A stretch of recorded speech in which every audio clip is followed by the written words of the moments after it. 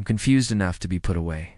Oh, so you ask me if I feel my family is against me? No, I feel that my wife was a very, very smart woman and I should have listened to her. I watched Croft write in his little book. I knew exactly what he was writing. Delusions of persecution, fixation on family, paranoid ideation, agitation. He was getting everything he was paid for. He closed his notebook. You for being so candid. I'm going to ask you to do one simple thing for me. A little brain teaser. It's something we do with all our clients. It's called a clock drawing test. He pulled a blank, unlined sheet of paper from his folio and a pen. I'd like you to draw a clock face for me, put in all the numbers, and then set the hands to, let's say, 10 minutes past 11. He slid the paper and pen across the coffee table. Amelia watched me, her expression tight with anticipation. This was it, the classic test for dementia, the test she was sure I would fail. I picked up the pen, I took the paper, I looked at it. Just a clock, I said. Any clock you like, Paul, Croft said, smiling. Right, I said. I am an engineer. I'm a man who builds things. Didn't just draw a clock. Took the small, leather-bound notebook he had left on the table. I placed it on the paper and used its perfect 90 corner as a straight edge.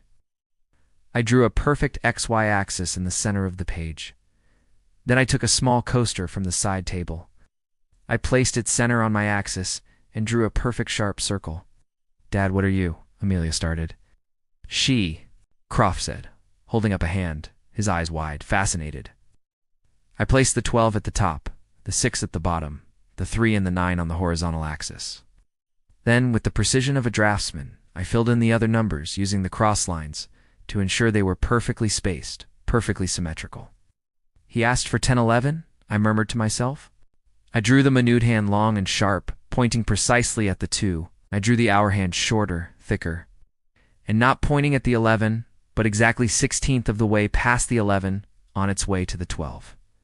I added the small second hand, and then I couldn't help myself. It was a final cold flourish. I started to draw inside the clock. Mr. Peterson, Croft asked, leaning forward. I drew the mainspring.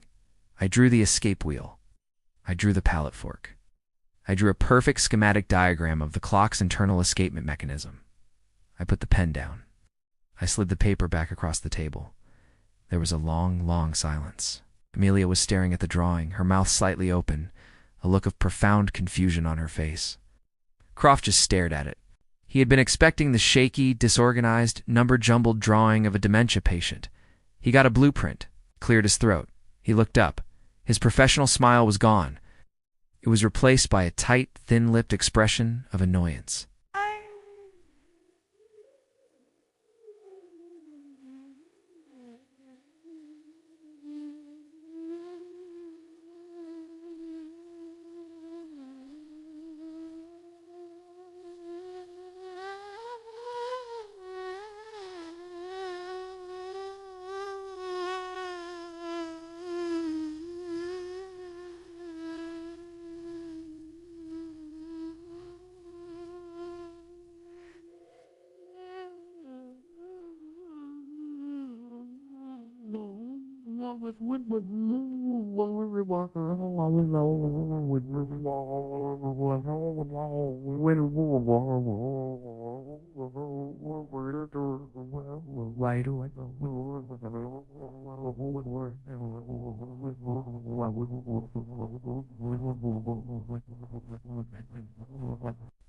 That is certainly the most thorough pen clock I have ever seen.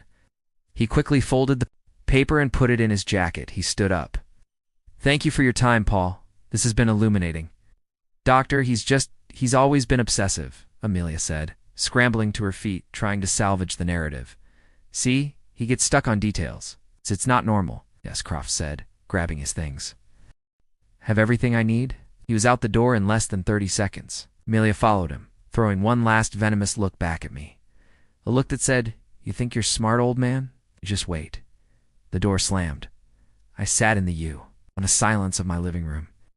I walked to my study, opened the laptop, and stopped the recording. I saved the 2-hour file. I named it Exhibit B. Dr. Croft, the hired gun, had just performed his evaluation. He was going to write a report. He was going to say I was agitated, a paranoid, and obsessive-compulsive. But I had something he didn't. I had the truth. I had Dr. Alistair's perfect 3030 score. Now I had a 2-hour high-definition video of the test itself. Let him write his report. Let him lie. I had the tape, and that tape would be his undoing. Croft leaned in his face, a mask of false empathy. He had been asking questions for 20 minutes, trying to find a crack. He had asked about my sleep, my diet, my moods, and now he went for the kill. No one is plotting, Paul, he said, his voice a smooth, syrupy lie. We are here to help. Your family is worried about... Do you often feel that your family is against you? Oh, there it was. The question he was paid to ask. The diagnosis he was hired to find: paranoia. I let the silence hang in the air. I looked away from him toward the fireplace. There was a photo on the mantel, one of my favorites. It was me and my wife Emily on the day I retired. We were smiling. We're happy. I turned back to the doctor. The camera on the mantel was recording my face. The microphone was picking up my voice. My wife Emily. I started, and I let the real tremor of that memory into my voice. She's been gone 5 years. Before she died, she told me something. We had a fight. One of our last real arguments. I paused. I was letting him and Amelia see the pain. It was real. We were arguing about Amelia. I continued, my voice thick. I was always helping her. The down payment on her house, her husband's projects. I was writing checks at Emily. She begged me to stop. I looked right into Croft's eyes. She said, Paul, you have to see it. Amelia loves your money more than she loves you. Those were her words. I let out a long, slow breath. I was furious, I admitted. I told her she was wrong. I told her she was cruel to say that about our only child. I yelled at her. It was one of the last real conversations I ever had with my wife, and I spent it yelling. I let the weight of that confession settle in the room. I could see Amelia shifting uncomfortably. And now, I said, my voice dropping to a whisper, now I'm sitting in my own living room. My daughter is trying to have me declared insane so she can take my money. So, doctor, I said, meeting his gaze, you ask me if I feel my family is against me. No, I feel that my wife was a prophet and I was a fool, and God help me. I wish I had listened to her. Dr. Croft practically fled, grabbed his things, his professional smile replaced by a tight, thin-lipped expression of annoyance. This was not the confused old man he was paid to find. Amelia scrambled after him, her face a mask of fury and panic. She had staged this performance, and her star witness had just blown up the show. At the door, she turned back to me, her eyes cold and reptilian. You think you're clever, don't you? She hissed, her voice low so the doctor wouldn't hear.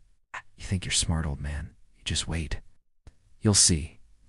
The door slammed shut, leaving the house in a profound, heavy silence. I sat there for a long moment. The only sound the ticking of the grandfather clock in the hall. I walked to my study, opened the laptop, and stopped the recording. I watched the file save the little blue bar creeping across the screen. 2 hours of high-definition video and crystal-clear audio. I named the file Exhibit B and uploaded it immediately to the secure cloud server I shared with Harrison. Croft was a liar who would write a report filled with agitation and paranoia and obsessive-compulsive tendencies. But I had the tape. I had the proof of his leading questions. I had the truth. My phone rang, buzzing on the desk, startling me. It was Harrison. I had been about to call him. I have the recording, I said, skipping hello. Forget the recording for a second. Harrison's voice was sharp. All business. I was just about to call you. They did it. They officially filed. A coldness gripped me. What? I thought that's what Croft's visit was for, to get the evidence to file. That's what a normal person would do, Harrison said, his voice tight with anger. Amelia and her lawyer just filed the full petition for an emergency conservatorship with Dr. Croft's sworn signed declaration attached. The one he must have written before he even met you. They just used the visit as a rubber stamp. They filed, I repeated the word, tasting like poison. Yes, and the court has granted an emergency hearing based on Croft's fraudulent report. Paul, the hearing is next week, 7 days from now. They are moving at lightning speed. I sat down, my legs suddenly weak. 7 days. But Paul, Harrison continued, his voice dropping. That's not the strange part. I've seen these emergency petitions before. They're all about protecting assets. There's something in this filing I've never seen. Aggressive. What is it, Harrison? They aren't just asking for the right to manage your finances. They aren't just asking to take over your medical decisions. They have specifically petitioned for the immediate emergency right to sell your house. I gripped the edge of the desk. Sell my house? But why? This house is paid for. It's my home. It's worth over $1 million. Why would they need to sell it immediately? It makes no sense. There was a long pause on the other end of the line. That's the question, Paul. Harrison said, his voice grim. That's the $1 million question we have to answer. They're not just greedy. They're not just in debt. They're desperate and they need a lot of cash fast. We have 7 days to find out why. Sell my house. The words echoed in my study long after I hung up with Harrison. Sell my home. It made no sense. It was a tactical error, a blunder. Why petition a judge for something so extreme? It was the act of a cornered animal, a move born not of strategy, but of sheer blind panic. My house was worth on paper about $1.5 million. It was paid off. It was the only home I had known for 40 years. It was where Emily and I had raised Amelia. It was where Emily had died. The thought of them selling it, of strangers walking through her rose garden, of Rick's muddy shoes in my workshop. A new, colder anger settled in. They're desperate, Harrison had said. We have 7 days to find out why. Harrison didn't just mean we. He meant him. I was the bait, the actor. He was the hunter. He called me 2 days later. It was a Saturday. I was in my workshop, trying to steady my hands by sanding a piece of maple. I found it, Paul, he said. He didn't sound triumphant. He sounded disgusted. Found what? I asked, turning off the sander. The silence of the shop was suddenly heavy. The why. The reason for the emergency petition. The reason they need to sell your house now. Go on, I said. I've been a lawyer for 35 years, Harrison said, his voice tight. Seen greed. I have seen malice. I have seen stupidity. But Paul, this is a special combination. They are not just greedy, Paul. They are idiots. He let out a long breath. I was looking at the debt. The $500,000 hole from Rick's crypto scam. The credit cards. But that's old debt. That's a slow burn. This is a fire. I had my private investigator, the best in the city, run a check on new big-ticket purchases. Boats, planes, luxury cars. I was looking for a $100,000 Mercedes. Maybe. He paused. Paul, what does Rick buy when he feels like he's a big shot? Something loud, I said. Something stupid. He bought a yacht, Harrison said. A 92 FFT Italian-made 2023 Azumo motor yacht. He signed the purchase agreement at the Seattle Boat Show 3 weeks ago. He's been bragging to the broker that he's coming into a large inheritance. I sank onto my workbench, the smell of sawdust and wood glue suddenly making me sick. A yacht. It's not just a yacht. He paid a $200,000 non-refundable deposit 3 weeks ago. I'll bet my license it was the last of the money from your second mortgage. My God, that's not the why, Paul. This is the why, Harrison said, his voice dropping to a deadly serious tone. The purchase agreement states the final balance is due upon delivery, and delivery is in 10 days. The final balance, Paul, is $1.5 million. The workshop spun. The numbers clicked into place in my engineering brain with a sickening perfect logic. $1.5 million, I whispered. Exactly, Harrison said. The exact low-ball quick sale value of your home. If Rick defaults on that payment, he doesn't just lose the boat, forfeits the $200,000 deposit. It's gone. Vanished. Another catastrophic, unexplainable loss he can't hide from Amelia. It all became clear. The emergency petition, the rush, the desperate, insane request to sell my house. They weren't trying to protect my assets. They weren't just trying to cover their debts. They were trying to liquidate my home, I said, my voice shaking with a rage so cold it burned. To pay for a toy? That's it, Harrison said. The Bay are not trying to get your money. Bay have already spent your money. They're just trying to cover the check. They have 10 days before the check bounces.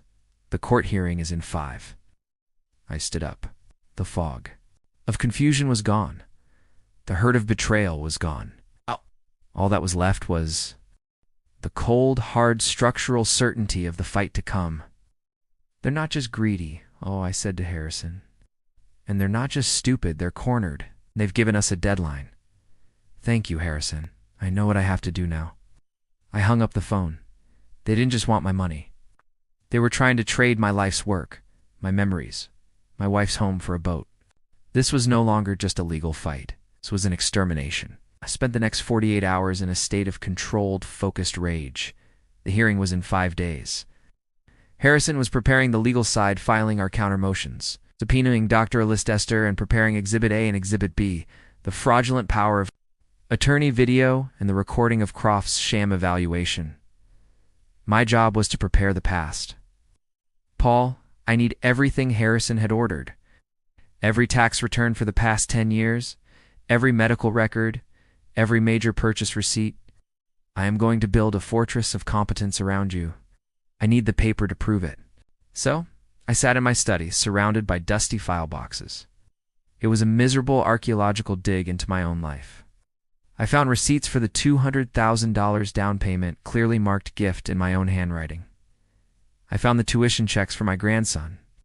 I found decades of meticulous records, the very definition of a competent, organized mind. And then I found her. In the back of the deep closet in my study, there was one last box. It was a simple cardboard banker's box labeled in her elegant sloping script, Emily, personal. I hadn't opened this box since she died. My heart ached. It felt like a betrayal to open it now, especially for a reason as sordid as this. But Harrison said everything. I cut the old tape with a utility knife, smell of old paper, and her faint, lingering scent of lavender rose up, hitting me like a physical blow. Inside were things I hadn't seen in years. Old letters we wrote in college, photographs from our honeymoon, Kyle's first-grade drawings. My hand brushed against a thick beige envelope I didn't recognize, tucked at the very bottom. It had no label. It was just heavy. I pulled it out. It wasn't sealed. Inside there was no letter. There was no money. There was only a small, cold silver key. I dumped it into my palm. It was a safe deposit box key, but that wasn't right. I looked at the small plastic tag attached to the ring. Our safe deposit box was at our local Chase branch, the one I'd had for 30 years. The key in my hand was different. The tag was blue, not white, and the words on it made my blood run cold. Bank of America, Ballard Branch, Box 312. I stared at it. This was wrong. This was impossible. We didn't use Bank of America. I'd never, not once, in my entire 47-year marriage, had an account at Bank of America. Emily handled the household bills, but I handled the major finances, the investments, the estate. I knew where our money was. This was secret. Emily, my quiet, loving, supportive wife, had a secret safe deposit box. She had opened it without telling me. She had hidden the key in a box she knew I wouldn't open until after she was gone. Strange electric feelings shot through me, replacing the exhaustion. It wasn't just grief. It was curiosity. A powerful, urgent pulse. My wife was a planner. She was meticulous. She balanced our checkbook to the penny. She wasn't forgetful. She wasn't impulsive. If Emily did something in secret, she did it for a reason. The hearing was in 3 days. The yacht payment was due in 8. My world was falling apart. And suddenly my wife, 5 years gone, had just handed me a key. I looked at the small silver object in my hand. This wasn't just a key, it was a message. It was a piece of a puzzle I didn't even know existed. I closed my hand around it. The cold metal bit into my palm. I wasn't waiting for Harrison. I wasn't waiting for the hearing. I was going to that bank. I was going to Ballard. I had to know what my wife had hidden from me. The Ballard branch of Bank of America was 20 minutes away in a part of Seattle I rarely visited. I walked in the small silver key, feeling heavy and foreign in my pocket. My heart was hammering against my ribs. I felt like a criminal and imposter in my own life. I walked up to the service desk. A polite young woman looked up. "Can I help you, sir?" My voice was dry. I need to access a safe deposit box.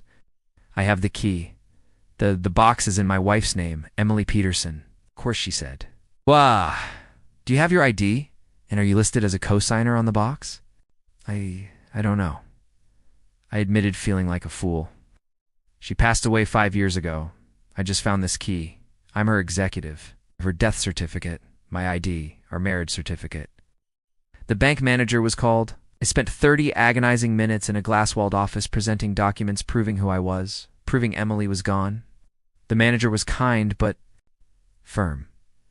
Finally, he looked at the signature card Emily had signed when she opened the box. "Well," he said, "you are not listed as a co-signer, Mr. Peterson.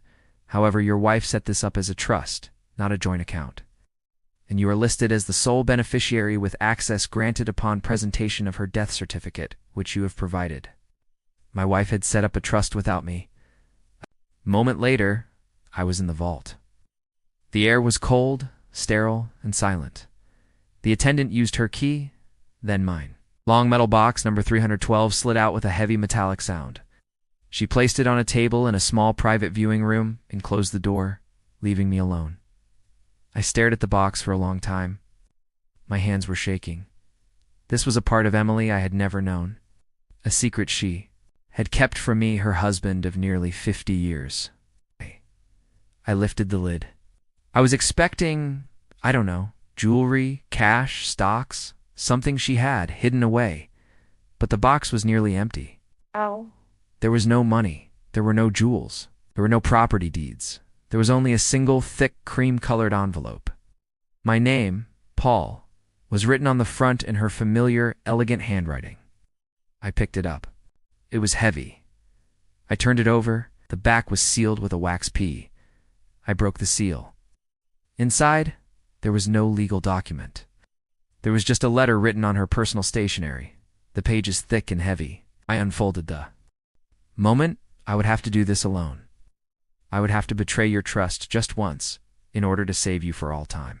So I have done something drastic, something I hope permanent. I have taken steps. I have built a fortress. I have done it without your name, without your knowledge precisely, so that when this day came, and I prayed to God, it never would, you could stand in a courtroom and say I knew nothing, then you would be in the eyes of the law truly and completely innocent. I have done this to protect you, Paul, to save you from our own child. She cannot touch you, my love. She cannot touch our home. She cannot touch our life's work. I have seen to it. I am so tired and I am so scared, but not of dying. I am scared of what she will do when she finds out. But I am more scared of what she will do to you if I do nothing. Do not be angry with me for this secret. Be free. I did this so you could live your life in peace in our home without fear. This was my final act of love, not for her, but for you. I love you more than my life. I love you more than the life I am about to lose. Now look at the other document in this envelope. I looked. Thought the letter was all, but my trembling fingers felt another thick, folded set of papers behind it. It wasn't a letter. It was a legal document. And the title on the top of the first page, it made my heart stop completely.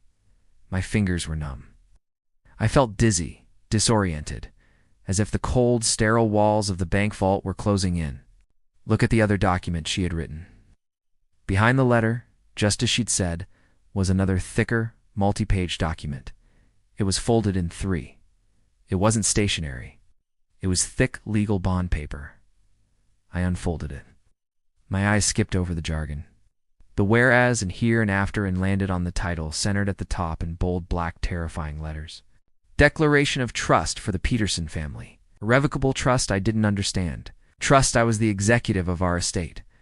Our estate was simple. Joint checking account, a brokerage account. This house. Harrison and I had reviewed it just a few months ago. This thing was not part of it. I dropped my eyes back to Emily's letter, my hands shaking so badly I could barely read. My love, she had. Continued on the last page. That document you are holding is our salvation, and it was the hardest thing I have ever done. The week after my diagnosis, I told you I was going to visit my sister in Portland. To say goodbye. That was only half a lie. I did see my butt. The real reason I went was to see her lawyer. You remember my niece? Sarah, her father, my sister's husband, is not just a small-town lawyer. He is sister. One of the top trust and estate specialists in the Pacific Northwest. I sat in his office. Paul and I told him everything.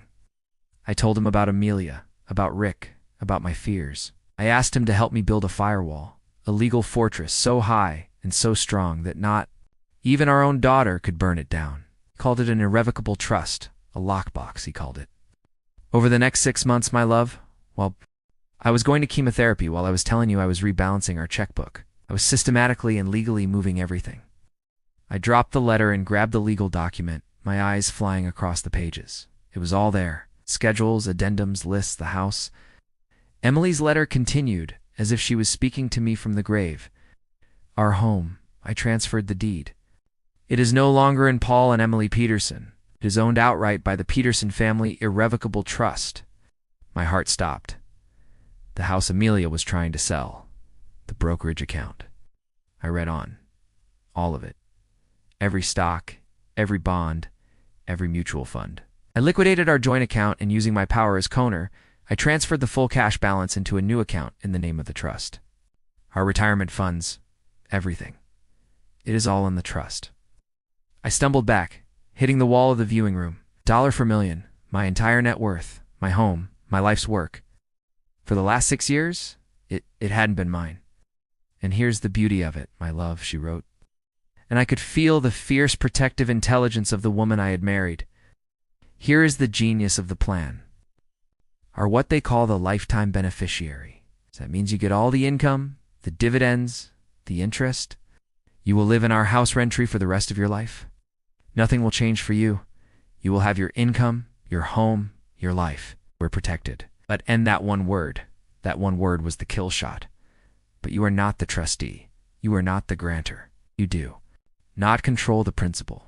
You cannot be bullied or tricked or forced by a court to sell the house. You do not have the legal power to do so. You cannot be unduly influenced into giving away the stocks because you do not own them. The trust owns them. You are legally a protected tenant in your own life. I was reading, but I wasn't breathing. But if I'm not the trustee, who? Emily's final words on the page answered me. A trust must have a trustee, my love. A manager. Someone to protect the assets from attack. I knew it couldn't be me. I would be gone. I knew it couldn't be you. You were the one I was trying to protect, and it couldn't be Harrison. Amelia knew him and would fight him. I had to choose someone Amelia would never see coming. Someone she would never suspect. Someone she held in such low regard she wouldn't even think to look at her. I needed someone with unimpeachable character. Someone who loved us. Someone who was smart and meticulous and humble. Someone palled like a nurse. I looked at the signature page of the trust document. Girder Emily Peterson. Beneficiary Paul Peterson, and there at the bottom, successor trustee Sarah Jenkins. Sarah, my niece in Portland, my sister's daughter, the quiet, sweet girl who had become an oncology nurse. The one Amelia always called the boring cousin, the one she hadn't even invited to her wedding. My wife, in her final brilliant act, had made her the guardian of our entire $4 million estate. Amelia was filing for conservatorship to sell a house that her cousin in Portland owned. My legs gave out. I sat down on the small, hard chair in that cold, silent room holding the letters from my wife. I wasn't crying from grief. I was crying from awe. She had done it from her grave. Emily had just passed me the gun fully loaded, and the hearing was in 3 days. The day of the hearing, the courtroom in the King County Superior Court was cold. It was a sterile modern room, all light wood and gray carpet, and it felt like the most hostile place on earth. I sat at the defendant's table with Harrison. I wore my best suit, the one I had last worn to my wife's funeral. Felt appropriate. I was here to bury another part of my family. Across the aisle on the petitioner's side sat my daughter. Amelia looked magnificent. She was dressed in a severe dark blue suit, her hair pulled back. She looked like a grieving, responsible daughter forced to make a terrible, heartbreaking choice. Beside her, Rick looked like a nervous poodle fidgeting in a suit that was clearly too expensive for him. They both looked at me not with sadness, but with a cold, impatient confidence. They looked at me like I was already dead.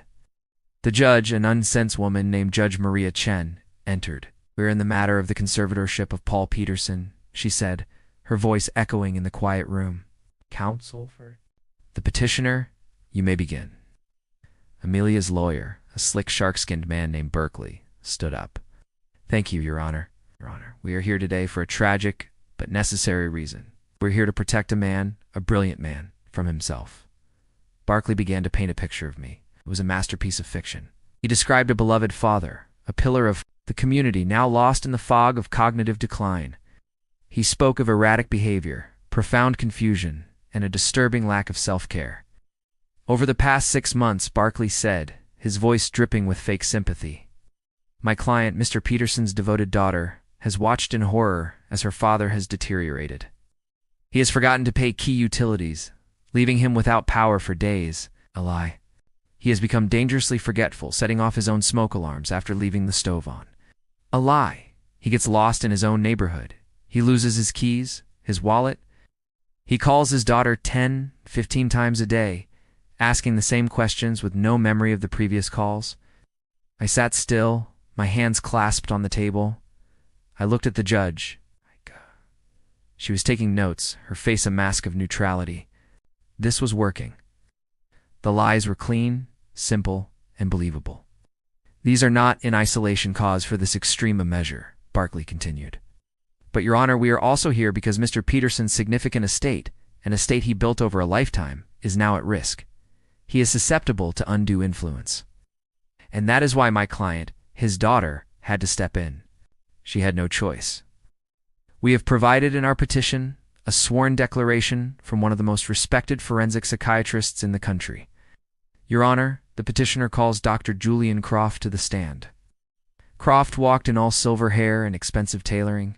He was sworn in. He sat down, looked at the judge, and smiled his warm, professional, $10,000 smile. Barkley began.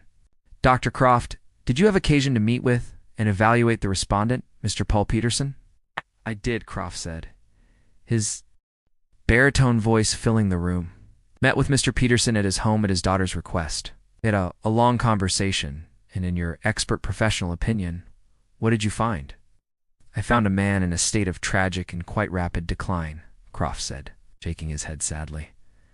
Mr. Peterson presents a classic, almost textbook triad of symptoms: severe agitation, clear delusional paranoia, and significant measurable cognitive impairment. I saw Harrison make a note, but I just stared at Croft. The man was a performer. Can you explain that? Barkley asked. Of course, the agitation was immediate. He was hostile, aggressive, and clearly distressed. He's describing the confused act I put on and the paranoia. Mr. Peterson is consumed by a delusion that his family is against him. He has a specific fixed belief that his daughter, who is clearly trying to help him, is betraying him. He's also fixated on his late wife, claiming she was a prophet who warned him. This is a common, though tragic, manifestation. He's rewriting his own past to fit his paranoid narrative. And the cognitive decline, doctor? Did you test him? I did, Croft said, leaning forward. I administered a standard clock drawing test, a very common tool to assess cognitive function. And what were the results? They were profoundly disturbing, Croft said, looking at the judge with grave seriousness. Instead of drawing a simple functional clock, Mr. Peterson became stuck. He exhibited an extreme obsessive-compulsive fixation. He could not complete the simple task. He instead became lost in drawing the gears. He actually pulled out my drawing, the one I had made. He showed it to the judge. See, he drew the escapement mechanism. This is not the action of a healthy mind, Your Honor. This is pliveration, a classic symptom of frontal lobe damage. He was unable to follow a simple 2-step instruction. In my professional opinion, this was it, the kill shot. In my expert opinion, based on my evaluation, my review of the family's anecdotes, and this disturbing test, Mr. Peterson is suffering from early-onset dementia complicated by severe paranoid delusions. He absolutely lacks the capacity to manage his own affairs, financial or medical. He is, to put it plainly, a danger to himself. He requires immediate supervision, Croft finished. The room was silent. He had done it. He had taken my strength, my engineering mind, my precision, and he had twisted it, reframed it, and presented it as a symptom of insanity. Barkley smiled. Thank you, Doctor. Your witness, Mr. Harrison. Amelia was looking at me, her eyes shining with tears. They were, I realized, tears of triumph. She thought she had one. Rick was already looking at his watch as if he had a boat to catch. I looked at Harrison, calmly stood up, walked to the podium, and squared his shoulders. Thank you, Your Honor, Harrison said, his voice calm and steady. And thank you, Dr. Croft, for that fascinating performance. Harrison stood up, his movements calm and deliberate. He walked to the podium, not with a stack of files, but with a single slim folder. He looked at Dr. Croft, who was still looking smug on the witness stand, and he smiled. It was not a nice smile. "Thank you, Your Honor," Harrison said, his voice quiet but carrying in the silent courtroom. "And thank you, Dr. Croft, for that fascinating performance." Berkeley Amelia's lawyer half rose. "Objection, Your Honor." "Performance." Judge Chen waved him down. "It's just commentary, counsel." "Get on with your cross-examination, Mr. Harrison." "Certainly, Your Honor." Harrison opened his folder. "Dr. Croft, you've testified today that you are a board-certified forensic psychiatrist." "I am," Croft said, adjusting his cuffs. "And you are no doubt paid handsomely for your expert opinion." "Objection, relevance." "Withdrawn," Harrison said, easily. "Doctor, you stated that your report, which was filed with this court before this hearing, was based on your evaluation of my client, Mr. Peterson?" "That is correct." "My evaluation and the extensive anecdotal history provided by his daughter?" "Ah, yes, the anecdotal history," Harrison said, nodding. "The stories of forgetfulness and confusion. And based on this, before you ever met my client, you had already formed an opinion, had you not?" "I had formed a hypothesis," Croft said, his smile faltering. "Based on the clear pattern of behavior, a hypothesis so strong you felt comfortable writing and signing a sworn declaration that my client was incompetent before you ever laid eyes on him. Is that correct?" My evaluation simply confirmed my findings," Croft said, shifting in his seat. "Did it, Doctor?" Harrison said. "Because I'd like to talk about that." Profoundly disturbing clock-drawing test. Croft's confidence returned. Yes, a classic sign of piververation. He was stuck, unable to complete a simple doctor. Harrison interrupted, his voice sharp as a razor. "Are you an engineer?" "No," Croft said, confused. "I am a psychiatrist. Have you ever studied architectural drafting or structural engineering?" "Of course not." "Then you would have no way of knowing, would you, that what you are calling obsessive-compulsive pivoration is what an engineer would call precision? You wouldn't know that my client didn't just get stuck. He drew a perfect scaled and mechanically sound schematic of an analog clock's escapement mechanism from memory." Harrison turned to the judge. "Your Honor, my client didn't fail a simple test. He aced a complex one." "He did. Something I doubt Dr. Croft or anyone else in this room could do. He drew a blueprint." Amelia's lawyer was on his feet. "Objection.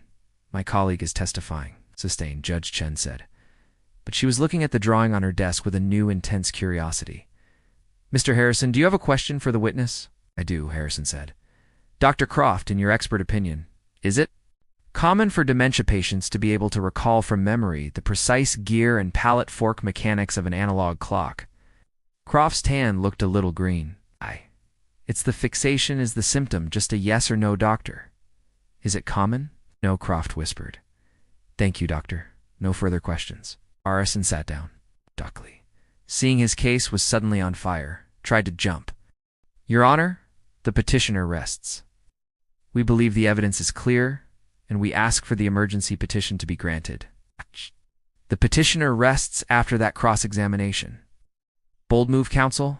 Mr. Harrison, does the respondent have a case to present?"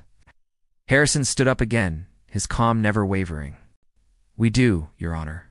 The respondent calls Dr. Evelyn Allister to the stand." A stir went through the courtroom. Even Barclay's jaw dropped. Amelia, confused, looked at her lawyer. A moment later, Dr. Allister walked in, radiating an authority that made Croft look like a cheap suit. She was sworn in. Hadassan began. "Allister, please state your name and profession for the court." "I am Dr. Evelyn Allister. I'm the chief of geriatric psychiatry at the University of Washington Hospital and Medical School. I have been in practice for 30 years. Croft, I noticed, was sinking in his chair. He knew her. "Doctor, thank you for coming. Did you have occasion to evaluate my client, Mr. Paul Peterson?" "I did," she said, her voice crisp. "At your request, I conducted a full 3-hour clinical evaluation of Mr. Peterson at his home on Wednesday, October 18th, the day before Dr. Croft's chat." "And what did your evaluation consist of?" It consisted of a full medical history review, a verbal recall test, abstract reasoning puzzles, and of course, the standard mini mental state examination, or MMSE. And what were your findings, doctor? My findings, she said, putting on her glasses and opening a file, were unequivocal. Mr. Peterson as well. He is one of the sharpest men his age I have ever had the privilege of examining. Amelia let out a small strangled gasp. Dr. Croft Harrison said testified that my client suffers from paranoia, agitation, and cognitive decline. Did you find any evidence of this? Dr. Allister gave a small, dry laugh. No, I found evidence of anger. Justifiable anger. I found frustration. Justifiable frustration. What Dr. Croft calls paranoia, the belief that his family is against him, I would call an accurate assessment of the situation. The man is under a hostile, fraudulent legal attack. He's not paranoid. It's correct. Objection, Barkley shrieked. She's opining on the case. Sustained, Judge Chen said, but she was leaning forward, her eyes fixed on Allister. Just stick to your medical findings, doctor. My medical findings, Dr. Allister continued, are that Mr. Peterson shows zero signs of dementia, agitation, or cognitive decline.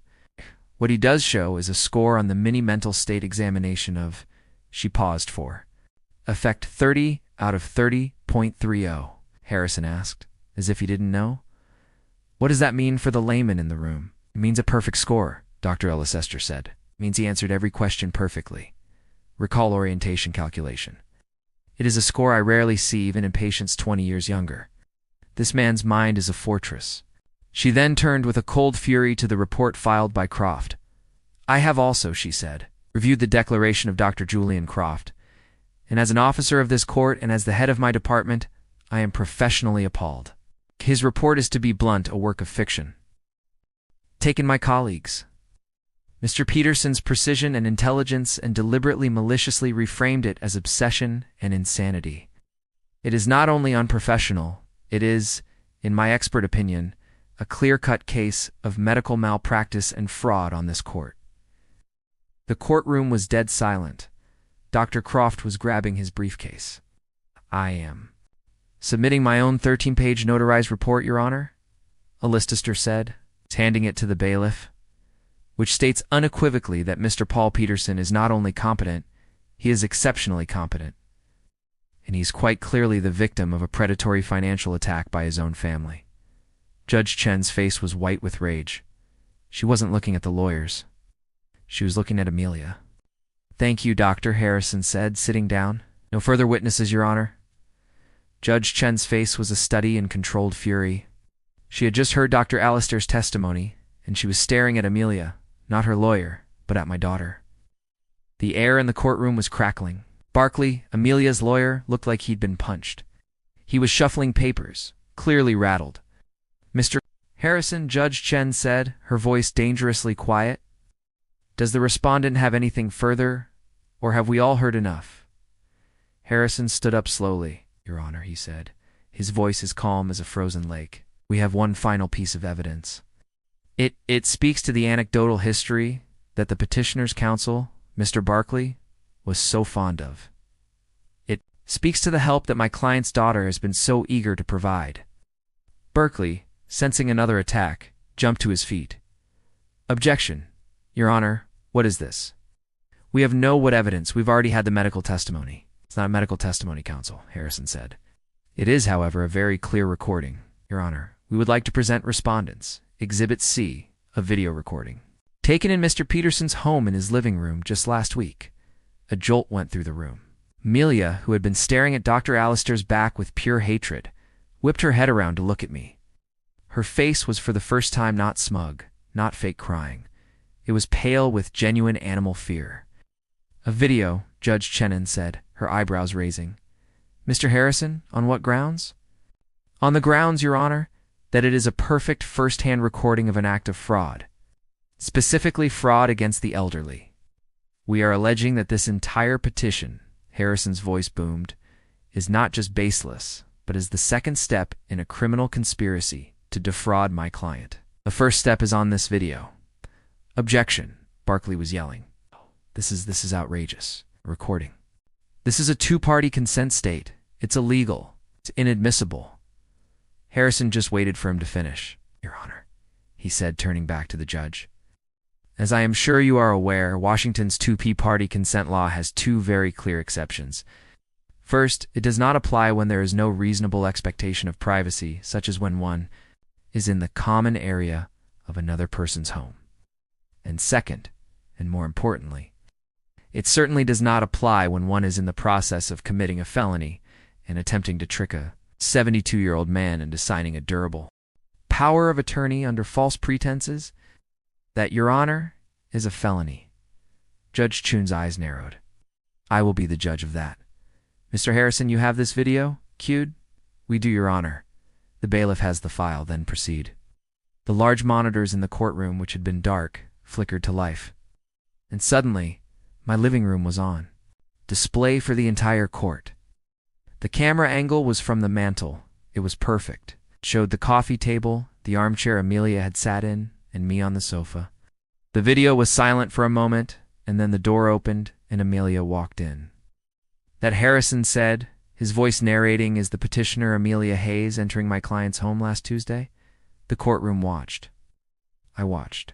I saw myself playing the part of the tired, slightly weary old man. I saw my daughter in her expensive clothes, sitting down, her leather folio in her lap.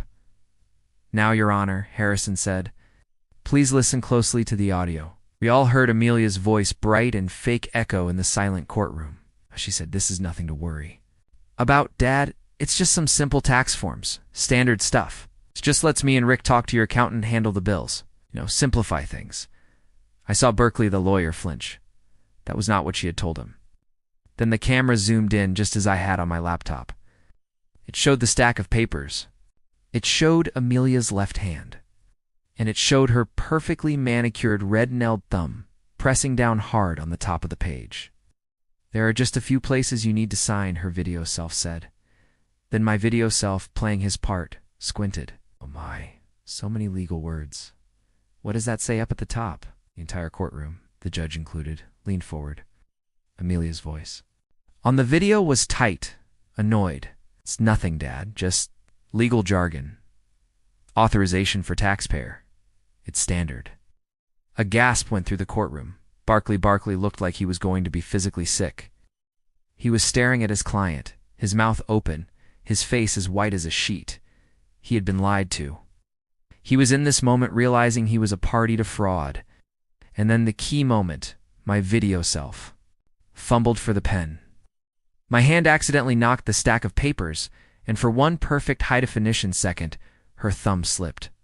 Harrison paused the video. Your Honor, he said, his voice like ice, if you would direct your attention to the title of the document. The one my client's daughter just called a simple tax form. The words were frozen on the screen, blurry, but legible. Durable power of attorney. Play the rest, Judge Chen said, her voice like granite. Harrison nodded. The video resumed. Right. We watched Amelia's face flash with pure, unfiltered rage. We heard her sharp sigh. Dad, please be careful. We watched her slam her thumb back down on the title covering it. Just sign right here. We watched me, Paul, the victim, pick up the pen and with a shaky, confused hand, sign the paper. We watched Amelia snatch the document back, her face a mask of triumph. See, all done? So simple. I'll take care of everything now, Dad. You don't have to worry about a thing. The video went black.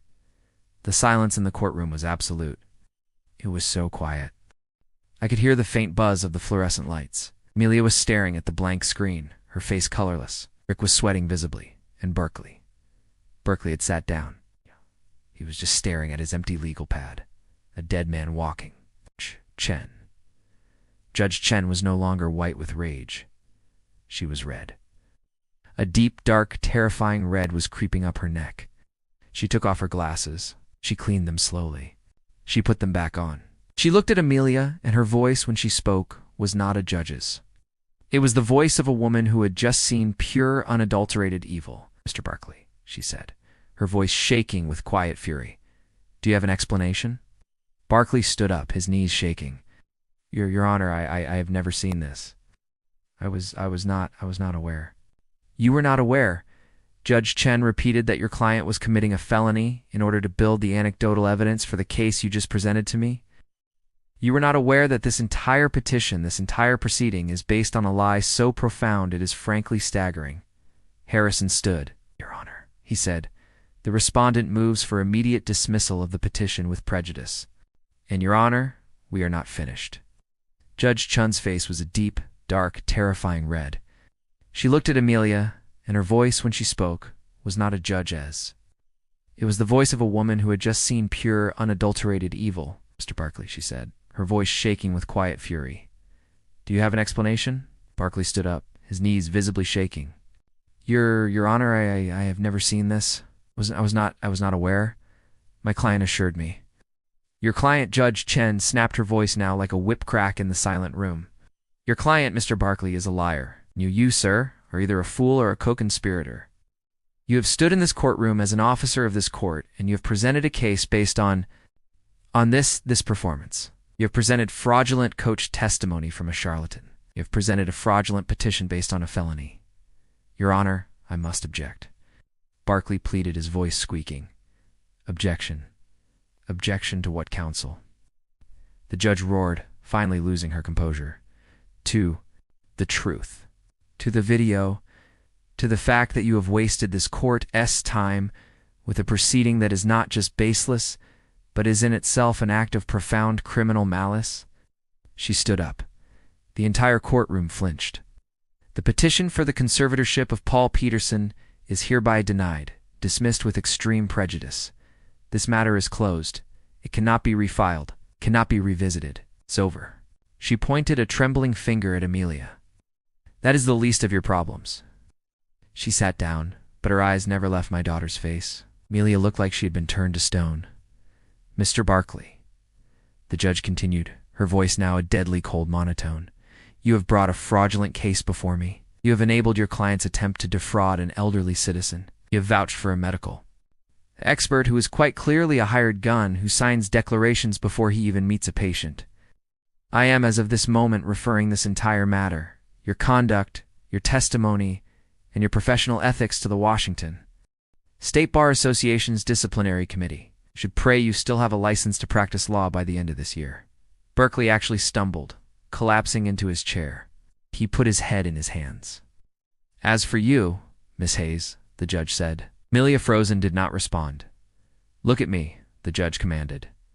Amelia's head snapped up, her eyes wide with terror. You have come into my courtroom under the guise of a loving, concerned daughter. You have wept. You have lied. You have conspired to have your own father, a man who by all accounts is sharper than everyone in this room, declared incompetent. You did this? She picked up the document from her desk so you could file this disgusting motion to sell his home. This is not a family dispute. This is a crime. This is perjury. This is conspiracy to commit fraud. This is without a doubt elder abuse. I'm referring your case, Miss Hayes, along with the testimony of Dr. Julian Croft, and a copy of that video to the King County District Attorney's Office. It's not for consideration, with a recommendation for criminal prosecution. A small animal sound escaped Rick's throat. He finally understood. This is not a game, the judge said, her voice full of ice. You came here to steal your father's life, his home, and his dignity. And you did it by lying to this court. I have rarely in my 15 years on this bench seen such a cold, calculated, and purely evil act of greed. Get out of my courtroom, Amelia was paralyzed. Rick had to grab her by the arm and physically pull her to her feet. They stumbled white-faced toward the door. Their lawyers still sitting catatonic at the table. They were failures. They were exposed. They were potentially criminals. They had lost everything. As Amelia was halfway to the door, her shoulders shaking, Harrison stood up one last time. Your Honor, he said, his voice clear and strong in the sudden silence. Thank you, but we are not finished. Amelia froze. She turned around slowly, her face a mask of confusion and terror. What? She whispered. Judge Chen looked at Harrison. I beg your pardon, Mr. Harrison. I have dismissed the case. What more could there be? Harrison looked not at the judge, but right at me, and then he turned and gave Amelia a cold, cold smile. Your Honor, Harrison said, pulling a new, thick, leather-bound document from his briefcase. This was just the defense. Now it's our turn. Amelia was catatonic. She didn't move. Ricky's face, a sickly shade of gray, had to physically grab her by the elbow and drag her toward the courtroom exit. He was muttering, "The DA, Amelia," she said. "The district attorney." Oh my God. They stumbled through the heavy wooden doors into the hallway. I saw Berkeley, their lawyer, just put his head in his hands, a broken man. The courtroom doors swished shut behind them, cutting off the sound, leaving them in the suddenly quiet, marble-floored hallway. They were alone, or so they thought. Amelia ripped her arm out of Rick's grasp. "Shut up," she hissed at him, her voice a raw, broken whisper. "Just shut your stupid mouth." She was leaning against the wall, breathing hard, her eyes wild with a mixture of terror and undiluted hatred. Her perfect, composed mask was shattered. This was the real Amelia, a cornered, rabid animal. What do we do?" Rick whimpered, wiping his sweaty face with his hand. "The boat, Amelia? The deposit is gone? And jail," she said. "Jail. I don't know." Amelia began, her voice cracking. He recorded me." "That's correct," Harrison's voice said, clean and cold. Amelia and Rick froze. They spun around. Harrison and I hadn't stayed in the courtroom to celebrate. We had followed them out, and we were now standing between them and the elevators, blocking their only escape. Amelia stared at us. Her face, which had been pale with shock, was now mottling with a new dark rage. "You," she spat at me. You did this, you bastard. You've ruined me." She actually lunged at me. Rick, in a single moment of useful action, grabbed her around the waist, pulling her back. "Amelia, no, not here." "That's good advice, Rick," Harrison said, adjusting his tie. He didn't even look ruffled. He was looking at his watch. "It's 11:30. We have a lunch reservation. Get out of our way," Amelia shrieked, her voice echoing in the hall. "Haven't you done enough?" "It's over." The judge said, "It's over." I took a step forward. Rick flinched. Amelia just glared, her chest heaving. I looked at my daughter, the person I had raised, the person I had loved. She was a stranger, a venomous, empty stranger. "The judge," I said, my voice quiet, but it cut through her hysteria like a knife. "The judge dismissed your case. Amelia, the one you filed to have me declared insane. That's over." That Harrison added with a cold, precise smile, was just the defense. Amelia's wild eyes darted between us. She didn't understand. What are you talking about? What more could you do?" I stepped closer, close enough that she couldn't look away. I looked at this child who had tried to steal my home, my mind, and my life, all to buy a boat. "Came at me with lies," I said, my voice low and steady. "We defeated you with the truth. That's what you just lost, Amelia, your attack." No. I let the word hang in the silent hallway. "We're not finished," I said. "Not by a long shot. Now it's our turn." Yes. Amelia's face, which had been pale with shock, was now mottling with a new dark rage. She was cornered, defeated, and exposed. She turned all of that venom on me. "You," she shrieked, her voice echoing in the marble hallway. She actually lunged at me, but Rick, in a single moment of useful action, grabbed her around the waist, pulling her back. "You did this, you cruel, evil old man. You recorded me. You tricked me. You've ruined everything. I hate you." "That's good advice, Rick," Harrison said, adjusting his tie. He didn't even look ruffled. He was looking at his watch. "It's 11:30. We have a lunch reservation."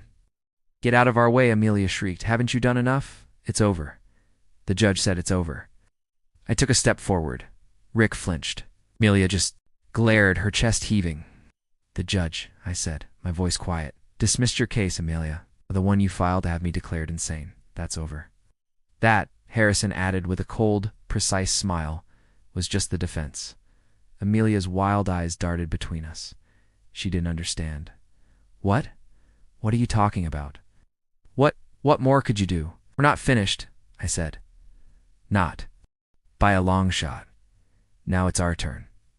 What are you talking about?" Amelia's voice was a hoarse whisper. "What more could there be? You won. You humiliated me. You've ruined me." What more do you want?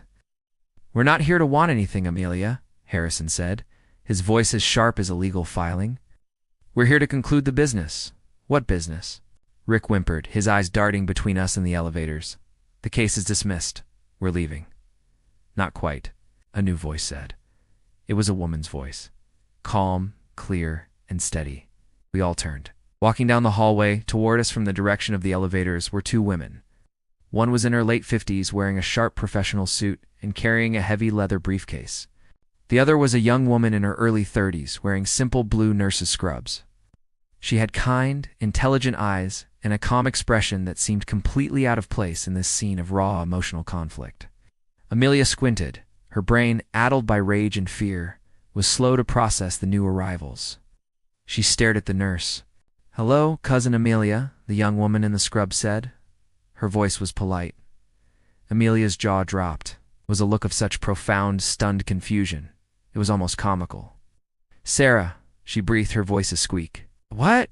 What the hell are you doing here?" This was Sarah, my niece, my sister's daughter, from Portland.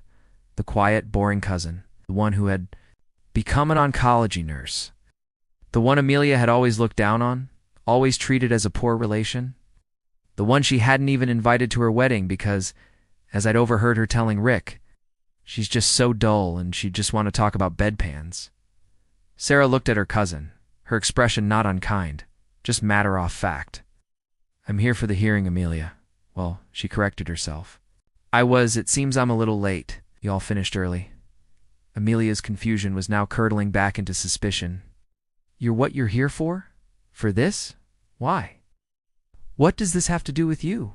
Did he call you?" She spat the word, pointing at me. "Did this old bastard call you to what? To gloat?" "No," Sarah said, her voice still perfectly calm. "I called myself. Well, technically my lawyer called me." She gestured to the woman beside her. "Amelia Hayes? Rick Hayes? This is my attorney, Mrs. Jenkins, from Portland. She's a specialist in trust and estate law." "You're your lawyer," Rick stammered, his eyes wide. "Nurse needs a specialist lawyer." Sarah ignored him. She looked at Harrison and then at me, and then finally she looked at Amelia. "I'm not here as a nurse, Amelia," Sarah said, "and I'm not here as your cousin. I am here as the acting successor trustee of the Peterson Family Irrevocable Trust." Amelia just stared. The words were English, but they had no meaning for her. The what? The Peterson. What trust? What are you talking about?" Sarah turned to me and her eyes softened for the first time. "Uncle Paul Chung," she said, "Aunt Emily. She was a very, very smart woman. She set this up 6 years ago, just after her diagnosis. She appointed me as the trustee. I've been managing this property, all of it, ever since." Amelia let out a high-pitched, hysterical laugh. "Managing what? My father's property? You're insane. You're as crazy as he is. He's the owner. This is just another one of his tricks." "I'm afraid not, Miss Hayes." The other woman, Mrs. Jenkins, the lawyer from Portland, finally spoke. Her voice was like granite. She opened her heavy briefcase, took out a thick bound document, and held it. "This," she said, "is the Declaration of Trust, the original signed by Emily Peterson 6 years ago, and you'll find, if you ever read it, that it is a legal fortress." Mrs. Jenkins looked at my daughter with the cold, dispassionate eyes of a mortician. The house you just petitioned the court to sell, has not been in your father's name for 6 years. It belongs to the trust." Amelia's face went from rage to a bloodless, waxy white. "What? The $1 per million estate?" Mrs. Jenkins continued. "The brokerage accounts, the retirement funds. The entire portfolio you just tried to seize control of by having your father declared incompetent belongs to the trust. Your father," she gestured to me, "is the lifetime beneficiary. He is legally entitled to live in the house and receive all the income from the investments, but he does not own them. He has no power to sell them or to give them to you. And you," she said, her voice dropping, "have no claim to them." Rick was whimpering. "Oh no, that can't be legal." "It is, I assure you," Mrs. Jenkins said. 100% legal and permanent. That's not even the best part." She put on a pair of reading glasses and flipped to a page in the document. A page that had a small yellow tab on it. "Your mother, Miss Hayes, was a very thorough woman. She anticipated this day. She anticipated you. She began to read. Clause 4, Section B, if any named beneficiary. And she lists you, Amelia Hayes, by name, shall in any way, shape, or form contest this trust, or if said beneficiary shall take any legal action, such as a conservatorship proceeding in an attempt to seize control of the assets of the lifetime beneficiary, Paul Peterson. Mrs. Jenkins looked up over the top of her glasses, right at Amelia. Then, in that event, the gift to said beneficiary shall be void. That person shall be deemed to have predeceased the trust, and they and all of their issues shall be permanently and irrevocably disinherited from any and all portion of this trust. The hallway was dead silent. Even the air seemed to have been sucked out. Amelia was just standing, staring, not breathing. Rick the idiot was the one who broke the silence. He whispered, his voice trembling. What? What does that mean? I looked at my daughter, my child, the stranger who had tried to destroy me, and I felt nothing. Just the cold final click of a lock falling into place. I stepped past Harrison. I stepped past Sarah. I stood in front of my daughter. For the last time. It means, I said, my voice clear and steady, that by filing that lawsuit against me, the lawsuit you just lost, you have just legally and permanently disinherited yourself. Your mother, your brilliant, loving mother, she gave you one final test, Amelia. She gave you a choice. You could have loved me and waited, or you could have tried to take it all. I looked at her, my heart dead, and you failed. Amelia didn't scream. She didn't faint. She just deflated. All the rage, the venom, the life went out of her. Her knees just unlocked. She didn't fall. She just slid down the marble wall, crumpling into a heap on the floor. Her expensive suit ruined her face, as empty as her future. She was finally finished. I am Paul Peterson, and I am 73 years old. It's been a year. I'm sitting on my front porch in the same chair I've sat in for 20 years. It's quiet. The Seattle morning is cool and damp, and my coffee is hot. The house is silent behind me, but it's a different kind of silence now. It's not the lonely, aching silence of a widower. It is the deep, profound, and earned silence of peace. The house is no longer a target. It is once again just my home. Harrison called me last week, not with bad news, with an update. He has a certain satisfaction in his voice these days. He informed me that Amelia's lawyer, Berkeley, was suspended from the bar for 2 years. His career is over. He was found guilty of presenting a fraudulent case and failing his duty to the court. And Dr. Julian Croft, the hired gun. Dr. Allister's testimony combined with Exhibit B, the video of his sham evaluation, was sent to the state medical board. His license to practice medicine has been permanently revoked. He is, in the eyes of the law, a fraud. And Amelia and Rick, there was no money. There was no inheritance. There was no house to sell. The emergency petition was not just denied. It was the trigger that detonated their entire lives. They couldn't cover the $500,000 loss from Rick's crypto scam. They couldn't make the payments on the second mortgage. And of course, they lost the $200,000 deposit on that yacht. It was the most expensive boat they never owned. Harrison informed me they filed for Chapter 7 bankruptcy, a total liquidation. They lost everything. The sprawling house in Medina, the one I had helped them buy, was foreclosed on by the bank. The luxury cars were repossessed. They lost it all because they tried to take it all. They tried to burn down my life to warm their hands, and they were in the end consumed by the fire they started. I have not heard from them. I do not know where they are, and I have found to my own surprise that I do not care. My niece Sarah came up from Portland to visit me last weekend. She came in her nurse's scrubs straight from a shift, just like she did that day in the hallway. She is the trustee, and she is magnificent. She sat at my kitchen table, the one where Amelia had planned her attack, and we went over the quarterly statements for the trust. We, her and I, are the board of directors for my wife's legacy. Sarah pulled out a separate checkbook. And this, she said, her smile so much like her mother's, is the best part. In the declaration of trust, my Emily, my brilliant, loving architect, had left one final perfect instruction. After ensuring all my needs were met, all taxes paid a full 25% of all annual profits from the $4 million portfolio. are to be donated in her name to the Fred Hutchinson Cancer Research Center right here in Seattle. My wife didn't just build a fortress to keep the darkness out. She built an engine to create good. She turned her own terrible, unfair death into a weapon against the very disease that took her. She was not just a planner. She was a visionary. I lost a daughter. I see that now. The daughter I loved was a fiction. The real one was a stranger I never knew. But in losing her, I found the full, true, and extraordinary story of my wife. And I learned something. I learned that sometimes silence is not weakness. It's not confusion. It's not despair. Sometimes silence is the time you spend reloading. This whole ordeal taught me a powerful and painful lesson.